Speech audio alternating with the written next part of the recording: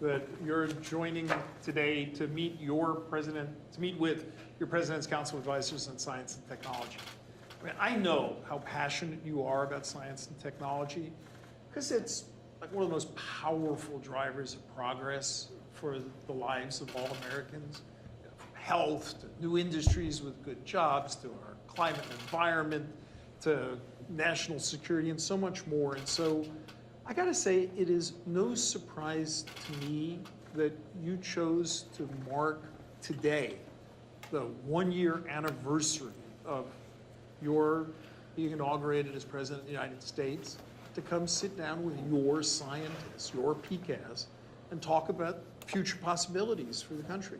So your PCAS has been very busy. We're gonna tell you about some projects that have been going on. There's a lot more we won't have time to tell you about, but we are tremendously excited you're here, especially on this anniversary. So, Mr. President, I'm gonna turn it over to you. Thank you so much. Well, thank you, Eric. As you know, that when I was running for this office this time, I would talk about PCAST, and people would look at me like, what in the hell is he talking about?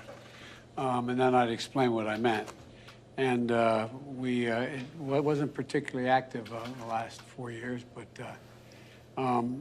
science is back, back in vogue. And I want to welcome everyone here today with me in the President's Council on Advisors on Science and Technology, so-called PCAST. But first and foremost, I want to thank the co-chairs, Dr. Lander, Dr. Arnold, and Dr. Zuber, and the entire council, all of you, for your willingness to serve. You know, it's no secret that I'm a big fan of this council. I would say parenthetically, I used to, when we were in the Obama administration, we'd have our meetings at PCAST, and we'd be down in the library, and we'd make the presentation. I'd say, can I stick around and ask a few questions? And 3 hours later, they'd be pulling me out because I had so many questions. But, you know, I often say that America can be defined, and I mean this sincerely. I was on a Tibetan plateau with, I think that's where it was, with President Xi of China. And absolutely true story. And we had been traveling, I traveled 17,000 miles with him here in the United States and then in China. And the president wanted me to get to know him because we knew he would be the next president. And President Hu was then president.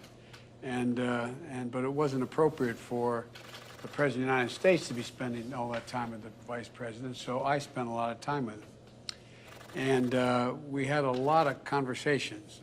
I think, I don't know that's true, but I'm told I've spent more time with him in person and on the telephone than any other world leader. And we'd have these conversations. I'd have an interpreter and he'd have one, simultaneous interpreting. And we'd talk and we'd have all these meetings. And as I said, we were sitting there and he said, looked at me, he said, can you define America for me? And I said, yes, one word, possibilities. Possibilities. Like any other country in the world, we're organized in the notion anything is possible. And that's the very spirit that this animates this council. Your job is to ask how science and technology can expand our possibilities, solve our toughest challenge, and make the impossible possible. This year, we've seen the power of science and technology deliver extraordinary breakthroughs. From the miracle of challenge and make the impossible possible. This year, we've seen the power of science and technology deliver extraordinary breakthroughs. From the miracle of safe and effective COVID vaccines and treatments to game-changing clean energy technologies helping us meet the climate crisis, although we have a long way to go, while creating new jobs and new industries. And, to the flight of a helicopter on Mars and the launch of a new deep-sea telescope that was going to help us unlock discoveries yet unknown. It's essential that science and scientific integrity are again taken seriously and are the center of what we're about as a nation.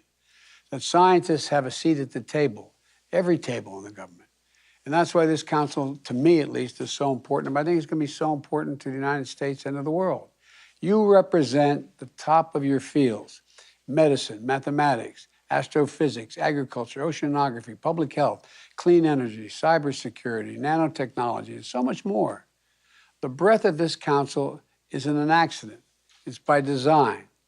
And that there was a time when PCAST didn't include social scientists or medical doctors or, frankly, the voice of women. But today we understand that to harness the full power of science and technology, to meet the challenges we face, we need to hear from every part of the scientific community.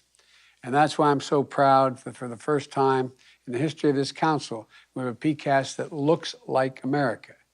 And I'm looking forward to hearing from our co-chairs about the work we're engaged in, particularly around addressing the disparities in our public health system, meeting the threat of climate change and extreme weather, ensuring Americans global leadership and innovation, and create a good paying jobs and win the competition of the 21st century. And so that's what this is all about in my view. So Eric, I'm anxious to get started, and I apologize for taking so long, but thank you, thank you, thank you, thank you. And I'm looking forward to seeing all of you in person as we get this COVID issue a little more under control. So thank you very much. Well, thank you, Mr. President.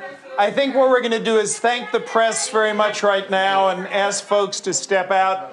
And for folks watching by Zoom, it'll be another moment or two, and then we'll pick up as folks collect their things. Thank you all so much for coming. Sir, can you say declaratively the election this fall will be legitimate? Thank you.